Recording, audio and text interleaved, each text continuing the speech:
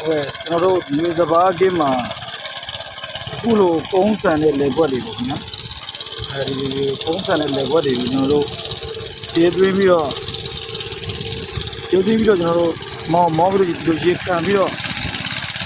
ပတ်တော့မှလာဆိုတော့ဆင်ပြေတာဘာလို့ဆင်ပြေလဲဆိုတော့ရေခံပြီးတော့ကြောင်းလို့ပတ်လို့ရှိရင်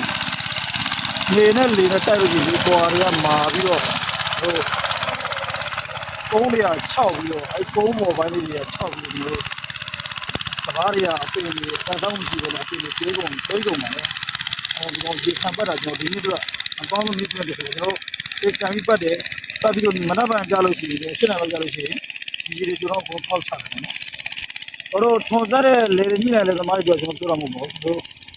အောင်သူတချို့ကလေကွက်အသေးလေးတွေရှိတယ်ကျွန်တော်တို့မညှိနိုင်တာတွေရှိတယ်လေသမားဘဝဒီလိုပါပဲဗျာအဲဒီလိုလေကွက်တွေကြတော့ကျွန်တော်တို့ရေခံပတ်တာအကောင်းဆုံးပဲပေါ့နော်အဲဒီကြမှာချလို့ရှိရင်ကျွန်တော်တို့နှစ်လေးတွေနဲ့အီးပြီးတော့စဘာပင်တွေတန်ဆောက်ကိုကောင်းတယ်ပေါ့နော်ဒါကျွန်တော်တို့ဒီနေ့အတွေ့အကြုံကိုသိသလောက်မျှဝေတင်ပြခြင်းဖြစ်ပါတယ်အားလုံးပဲချမ်းသာကြပါ